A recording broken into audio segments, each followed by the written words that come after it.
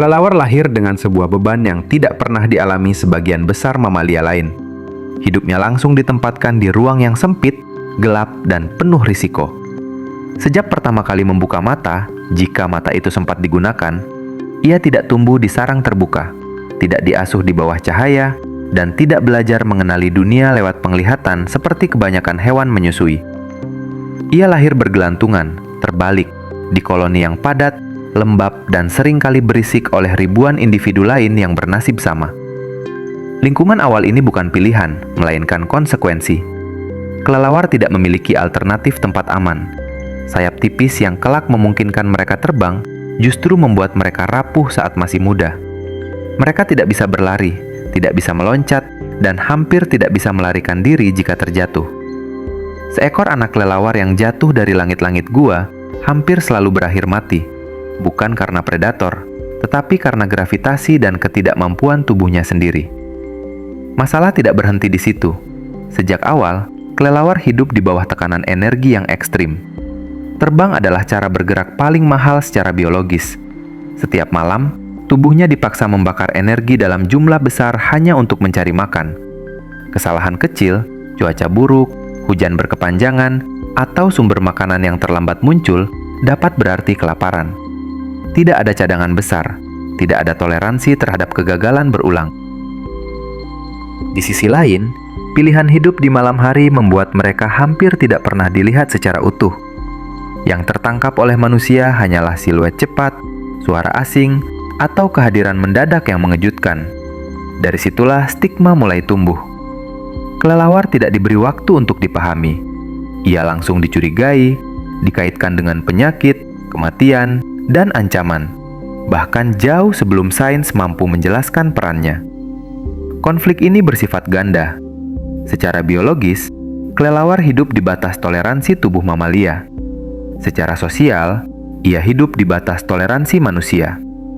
Habitatnya menyusut, gua ditutup, pohon ditebang, dan ruang berlindung menghilang. Setiap perubahan kecil di lanskap berdampak besar pada hidupnya, karena tidak banyak pilihan tempat untuk berpindah. Sejak awal kehidupannya, kelelawar tidak berhadapan dengan satu musuh tunggal.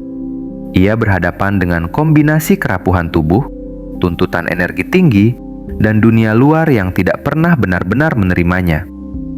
Ia bertahan bukan karena hidupnya mudah, tetapi karena selama jutaan tahun, evolusi memaksanya menemukan cara untuk tetap ada, meski selalu berada di posisi paling rawan. Untuk bertahan di kondisi sekeras itu, tubuh kelelawar dipaksa berevolusi ke arah yang ekstrim. Ia adalah satu-satunya mamalia yang benar-benar mampu terbang aktif, bukan meluncur, bukan jatuh terkontrol. Sayapnya bukan struktur tambahan, melainkan tangan yang berubah bentuk. Jari-jari memanjang, tulang menipis, dan selaput kulit membentang di antaranya. Ringan, elastis, namun rapuh. Adaptasi ini memberi kebebasan bergerak di udara, tetapi mengorbankan perlindungan. Tidak ada bulu tebal atau otot pelindung. Setiap luka kecil bisa berakibat fatal. Penglihatan bukan lagi alat utama, malah menuntut strategi lain. Disinilah ekolokasi muncul, sebuah sistem biologis yang nyaris tidak memiliki padanan pada mamalia lain. Kelelawar memancarkan gelombang suara berfrekuensi tinggi, lalu membaca pantulannya untuk memetakan dunia di sekelilingnya. Jarak, ukuran, tekstur, bahkan pergerakan mangsa diterjemahkan dalam waktu sepersekian detik. Otaknya bekerja seperti pemroses sinyal, terus-menerus mengoreksi posisi di ruang 3 dimensi yang gelap total. Namun kemampuan ini datang dengan harga mahal. Sistem saraf kelelawar bekerja pada tingkat aktivitas yang tinggi. Otak, otot terbang, dan sistem pernapasan harus sinkron sempurna. Jantung berdetak sangat cepat saat terbang, dan suhu tubuh meningkat drastis. Kesalahan koordinasi sekecil apapun dapat berujung tabrakan atau kelelahan fatal. Karena itu, kelelawar mengembangkan strategi lain, istirahat ekstrim.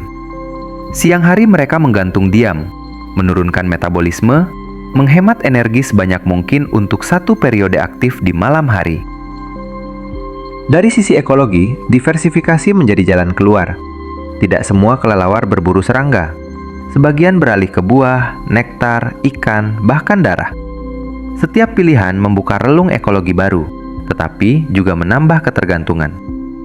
Kelelawar pemakan buah bergantung pada pohon yang berbuah musiman. Pemakan nektar bergantung pada bunga malam. Pemakan serangga bergantung pada populasi mangsa yang fluktuatif. Adaptasi ini memungkinkan penyebaran luas, tetapi membuat mereka sangat sensitif terhadap perubahan lingkungan. Sistem imun kelelawar juga berkembang dengan cara yang tidak biasa. Tubuh mereka mampu menoleransi keberadaan banyak virus tanpa menunjukkan gejala sakit. Ini bukan karena mereka kebal, melainkan karena respon imun mereka ditekan agar tidak merusak jaringan sendiri akibat stres metabolik tinggi saat terbang. Strategi ini menjaga mereka tetap hidup, tetapi sekaligus membuat keberadaan kelelawar disalahpahami sebagai sumber ancaman, bukan sebagai makhluk yang sedang bertahan dengan cara paling ekstrim.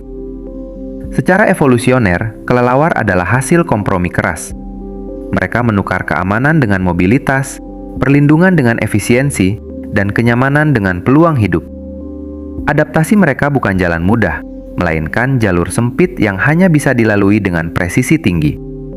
Dan di jalur inilah, setiap perubahan kecil di lingkungan dapat menjadi pembeda antara bertahan atau hilang. Kemampuan yang membuat kelelawar bertahan justru menempatkannya sangat dekat dengan batas kegagalan biologis. Terbang aktif menuntut energi luar biasa. Dalam satu malam, kelelawar kecil dapat menghabiskan energi setara dengan setengah berat tubuhnya.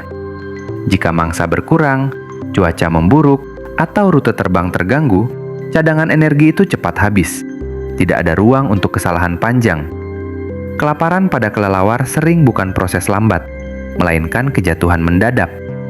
Anak kelelawar lahir dalam kondisi yang sangat rentan.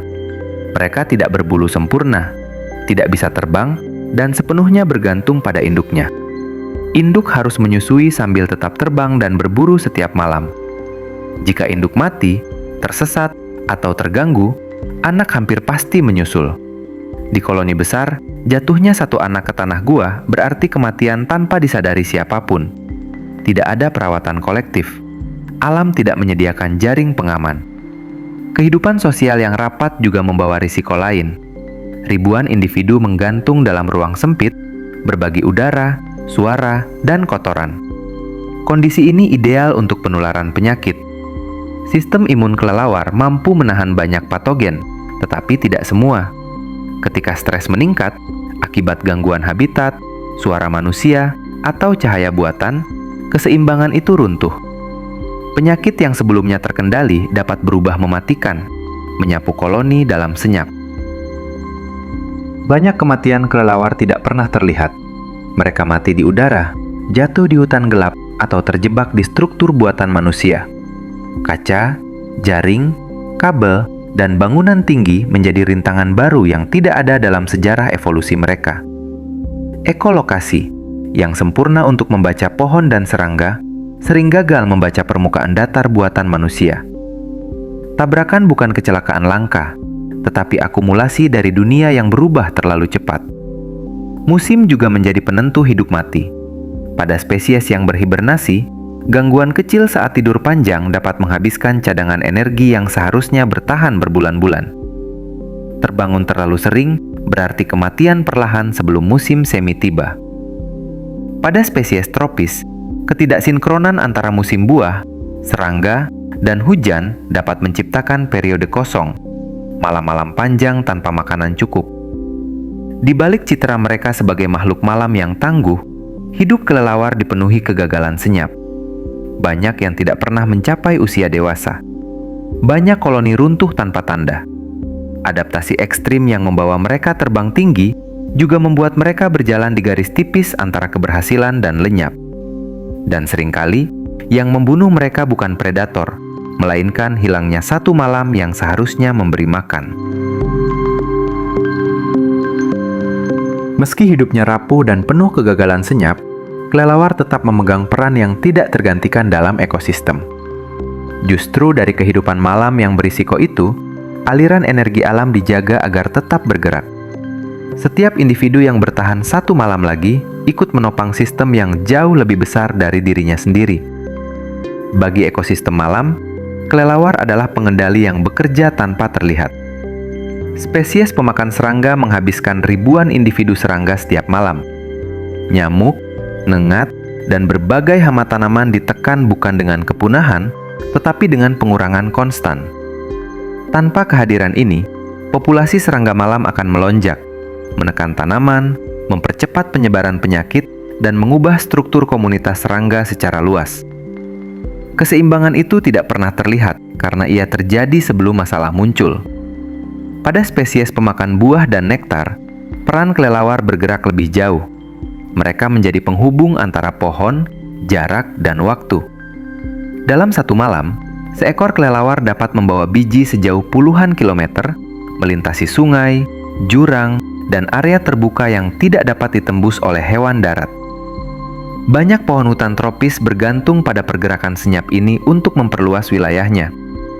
Ketika biji jatuh bersama kotoran kelelawar, ia tiba di tanah yang sudah diperkaya nutrisi, meningkatkan peluang tumbuh di lingkungan yang keras. Penyerbukan oleh kelelawar terjadi pada jam-jam ketika serangga lain berhenti bekerja. Bunga-bunga besar berwarna pucat, beraroma kuat, dan mekar di malam hari berevolusi mengikuti ritme kelelawar. Tanpa kunjungan malam itu, siklus reproduksi tumbuhan terputus. Tidak ada pengganti cepat. Penyerbuk siang tidak datang, dan bunga layu tanpa menghasilkan generasi baru. Bahkan kematian kelelawar tetap membawa dampak ekologis. Tubuh yang jatuh ke tanah hutan menjadi sumber nutrisi bagi mikroorganisme, serangga tanah, dan jamur. Di gua, tumpukan kotoran yang terbentuk selama bertahun-tahun menjadi fondasi ekosistem tersendiri, mendukung makhluk-makhluk yang tidak pernah melihat cahaya matahari. Dari sisa metabolisme kelelawar, kehidupan lain bertumbuh. Tragedi kehidupan mereka tidak menghapus perannya. Justru karena hidup di batas kegagalan, setiap keberhasilan kecil memiliki dampak besar. Kelelawar tidak membangun ekosistem dengan kekuatan atau dominasi, tetapi dengan kehadiran yang konsisten, malam demi malam.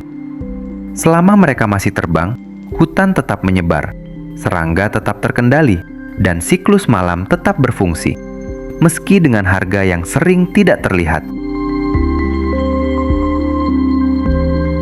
Jika dibandingkan dengan banyak makhluk lain, termasuk manusia, kelelawar menjalani hidup yang nyaris tanpa ruang untuk kesalahan.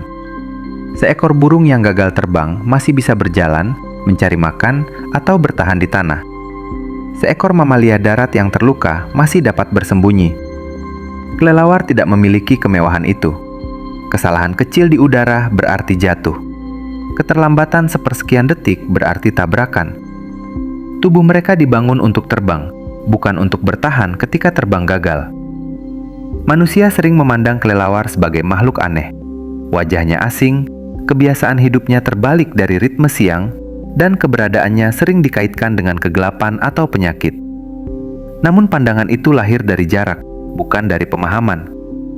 Kelelawar tidak memilih hidup di malam hari karena keunggulan, melainkan karena siang hari terlalu berbahaya. Mereka menyesuaikan diri dengan dunia yang sudah lebih dulu dikuasai makhluk lain, burung, predator visual, dan manusia. Dalam banyak hal, hidup kelelawar lebih menyerupai kehidupan manusia modern daripada yang kita sadari. Mereka hidup berkelompok karena sendirian terlalu berisiko. Mereka bergantung pada ruang aman yang semakin sempit.